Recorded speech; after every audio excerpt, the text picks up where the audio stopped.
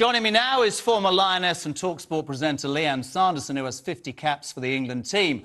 And as well, the last time England won a trophy was in 1966, and I'm totally chuffed. I'm a massive fan. Sir Geoff Hurst joins me from that team right now. Sir Geoff, good evening, sir. How are you? I'm OK, thank you. Very well, thank you. You've got to sound more excited than that, man. It's amazing. Well, I'm not excited. Listen, I'm not excited now, oh, right, but I was very excited yesterday. It was absolutely fantastic. Let's start, Lianne. You were there, weren't you? There's been loads of talk today, and I get it, about what this means for women's football. Let's just talk about the atmosphere inside Wembley. 87,000 people, more than watched the men. Let's get it in there. What was it like, the atmosphere? It was amazing. I've been fortunate enough to be at every single game, commentating for talkSPORT, and it was just an amazing atmosphere at all the stadiums, whether it be Brighton, Sheffield. But yesterday was incredible, and I've never had so many ticket requests for a game. I genuinely believe it could have sold out like 3 times over. And I've always said seeing is believing, and if you advertise something, people will come. And people laugh when I say this. I love Beyonce. I don't just go to the O2 hoping she's going to turn up, you know, and wait. I think we didn't advertise the women's game in this country ever in the last 6 months. You know, TV outlets, radio stations have taken hold of, you know, women's football in this country, and everybody can see it. And now they have role models to look up to. Now, role models were there before, but at the same time, nobody could visibly see them. One FA Cup final that I played in a year was on TV, and now all the games are on television, and people can make their own assessment of the players individually, and I think that's what's amazing. And I was there yesterday. Yeah. I cried at the end because I was so emotional, genuinely, because I just felt like I've been there. You know, I played in the final in 2009 when we lost to Germany 6-2. You know, I've lost at Wembley to Germany 3-0. So it was just so great for all the players, my former teammates, and it was just brilliant. Sir Geoff, I read this amazing quote from you, sir. You're the only man to score a hat-trick in a World Cup final. When Chloe Kelly scored an extra time, you tweeted, amazing, holding breath, followed by European champions, unbelievably proud. What was it like for you, Sir Geoff, watching that yesterday? Well, the strange thing is, probably more excited watching a great game like that than probably playing in the final. Because when you're playing in the game, you're so focused on the game itself. You're not aware of the atmosphere or the tension, really. It's when you actually become a fan and you're watching it that you get quite excited. And I was genuinely excited as every other fan in the country. Not the people at Wembley, of course, but the people all over the country. You look at, you know, Trafalgar Square. It was absolutely magnificent. And you become aware of the importance. I think what Lianne said as well, Sir Geoff, you know, 17.5 million people watched that match. And this sort of building crescendo in the country, I'll be perfectly honest, sort of until it got to the quarter-final stage, I was probably your archetype. Well, I'm a West Ham fan, so Sir Geoff and I got something in common. 14 years, 58 to 72, I know, he's a legend. But the fact is, it sort of started to interest me, and then the Spain game, and then the semi-final against Sweden, and it just built. And actually, Sir Geoff, Lianne's right. The interest, the turnout today, phenomenal. And what does that do you think, for female women's football in the future? Oh, it's tremendous inspiration. Even before the result in the final, a major step forward getting to a final, it was already going to inspire many, many young girls in this country, whether we'd won or lost. But now going on to win it, of course, it is absolutely magnificent.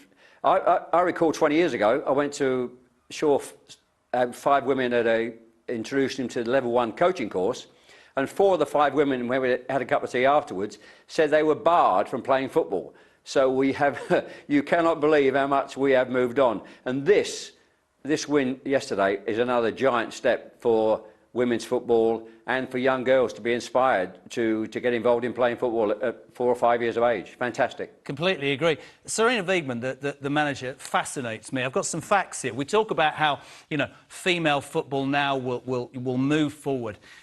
Gareth Southgate earns £5 million a year. Serena Williams owns 400 grand, right? The average wage of a professional footballer for a female in England is 30 grand, and the average Premier League wage is 60 grand a week.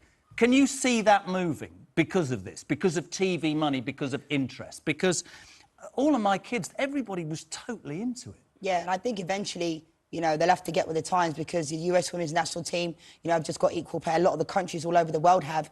I think ultimately it comes down to revenue. And I think they've seen now they can bring in the revenue, the sponsorships are there, and everybody wants to be on board. And it's been a fantastic tournament for that. And, you know, I think obviously I get asked that question a lot about equal pay. And the fact that I make more money now doing TV work than I ever did playing football is quite sad at the end of the day, isn't it? Because I retired 2 years ago and make more money now. Let's be honest. Let's cut to the chase. You must be absolutely gutted to have missed. I always think all those Premiership footballers who go, he's on 300 grand a week. I wish I hadn't retired. But you're proud of where the game is. But do you feel like you missed the boat a bit? No, because I still work in the men's game now and I work in the women's game, and you know, who do you support? I'm still involved. We don't need to talk about that. No, we do. Man United. Get out. I mean, I can't. Sir Geoff, what's she doing? Man United, man. Now listen, let's talk West Ham. What an extraordinary couple of years we've had under the Moyes. Can you see West Ham, you know, getting there into the Champions League? Come on, let's give it a bit of a plug. Well, I'm actually amazed you want to talk about West Ham United after the ladies winning the tournament yesterday. You've got to talk about everything. I'm very happy to talk about West Ham, of course. Fine, OK. Well, I'm happy to talk about West Ham, particularly when we do well. I very rarely talk to journalists about West Ham when things haven't been going so well. You go back 2 years, nearly relegated. So it's been an absolutely, again, a magnificent season for the Hammers under David Moyes. I think the recruitment prior to that, a couple of years ago, wasn't very good. He's turned it all around, and a great run in Europa League, vying for that top four for most of the season. It was always going to be slightly out of our reach. Yeah. But where we've come from, nearly relegated 2 years ago, it's a magnificent step forward. And the reason... So it is, you know, 60,000 people now at the ground. It's a magnificent time for the Hammers. The reason I actually did that genuinely was because the apathy around West Ham, as a West Ham fan, up to a couple of years ago, you could almost level at female football, women's football, because I promise you, four weeks ago, it didn't resonate. One of the things I thought, well, Lianne, you didn't right? want to watch the women's game? Not really, if I'm being completely honest. I'll tell you one thing women don't do. When they get tackled, they get straight up, they don't squeal like men do. I mean, they just, to me... But there's a lot of people like you, Jeremy, that are around the country that felt that way, and you can be honest. I mean, people come up to me and say whether they like the game or not. I don't really care. Yeah. At the end of the day, what I know is this Lionesses have done an unbelievable job in the way they've won. We didn't win. You know, I did pave the way. Loads of players paved the way before me. But ultimately, these Lionesses have won, and it is changing, you know, people's perceptions of the women's game and stereotypes. And we're not trying to be the men. We're not trying to compete with the men. We're trying to do... I said, you don't have Serena Williams against Federer, do you? You don't compare the two. So don't compare us. I think it was Lord Sugar. I could be wrong. I'll be told if it was. He said it's just pub football. It's never going to be the same women's football. Can you see a female football team? What level of men's? Would it be the Championship? Would it be League One? What do you reckon? Yesterday's team, the European champions. It's difficult. You can't draw comparisons because we used to play when I played for England against academy players. Yeah. And they're just quicker and stronger genetically. So that you can't even compete, really. That's a genuine truth. And people say to me, oh, you know, Lianne, you should be playing in the men's game. No, I shouldn't. Because if we're doing a rondo, like a 6v2, if I'm shooting on a goalkeeper, yes. But when it comes to 11v11, like, they just hit the ball over our head, run onto it, and just genetically, they're quicker.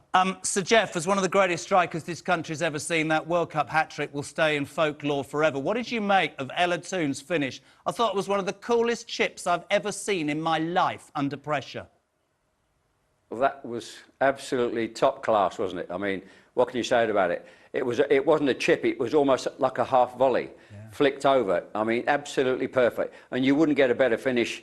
We talk about not comparing men and women, naturally, of course, in the game, but you would not get a better finish from a man than that goal. It was absolutely fantastic. And what a great way to open the account. And then you think about Russo's back heel in the semi-final. I mean, if with respect, if a man had done that, they'd be saying that's better than Pele. It was extraordinary, wasn't it?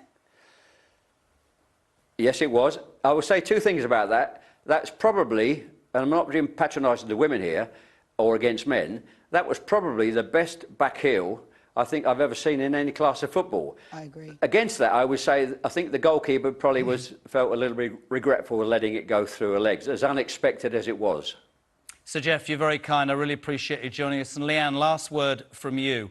You talk about what this means. What do you hope it means for the future for women's football in the world, in the United Kingdom? I hope it changes. I hope it's here to stay. You know, when I played at Wembley before, there was 70,000 there. We'd go to Boreham Wood. When I played for Arsenal, there'd be 300 people there. So I encourage people, like I have done all day, go out, buy a season ticket for your WSL club, WSL 2, because we need you there. We need the funding and stuff like that. But the women's football is here to stay. And hopefully people like yourself have been changed during this tournament. And that can happen. You can take me to a WSL game now. Anything for a free ticket. Lianne Sanderson, Sir Geoff Hurst, thank you very much indeed. The amazing Lionesses winning and are now European champions.